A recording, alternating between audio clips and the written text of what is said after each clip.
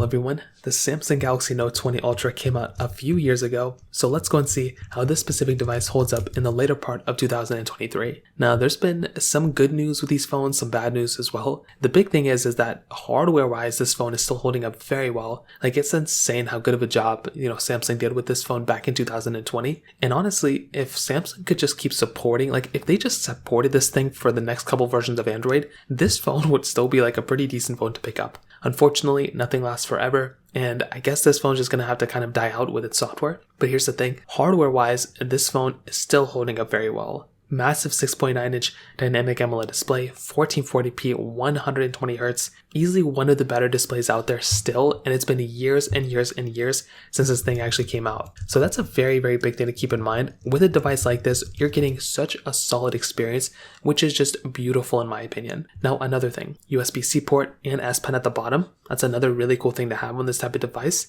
Once again, having that type of capability is really, really cool. And I'm just really happy that we have this type of, performance and capability and everything on this type of device. Now on the back, frosted glass back, triple camera setup. We've already kind of been through this before, IP certification. It has, really good build quality. Nothing's really changed here. The only main things that have changed even within the last year of this phone is that we did kind of get the successor of this phone, kind of like the S23 Ultra. We also got the Z Flip 5 and the Z Fold 5, those types of devices as well. And overall, this phone, I would still say hardware-wise, holds up very well against those phones. It's actually quite insane how good of a job this phone does when you hold it against those newer phones that just came out this year. So that's pretty crazy. One of the bigger things that also changed or is changing is Android 14. Now we did get a leak and a rumor kind of suggesting that we could potentially be getting Android 14 on our Note 20 Ultra. Now that was a rumor. It quickly kind of got dissolved because Samsung I think made a statement stating no, those phones are not going to be getting Android 14. I think it was a typo in their system, but still it was very nice to be able to see that for a few seconds,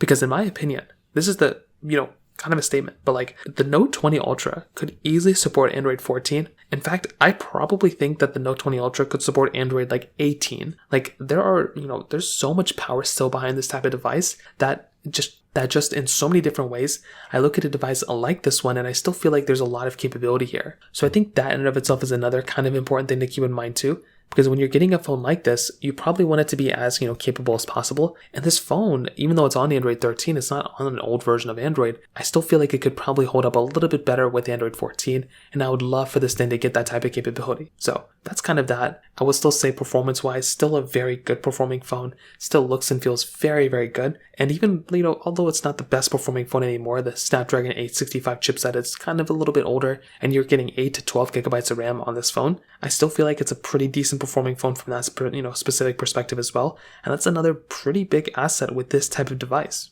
So I think what I'm probably going to tell you is overall, I think a device like the Note 20 Ultra probably isn't quite worth it right now because it's kind of outdated with software. If you're currently using it though, then I would probably recommend using it for as long as you can.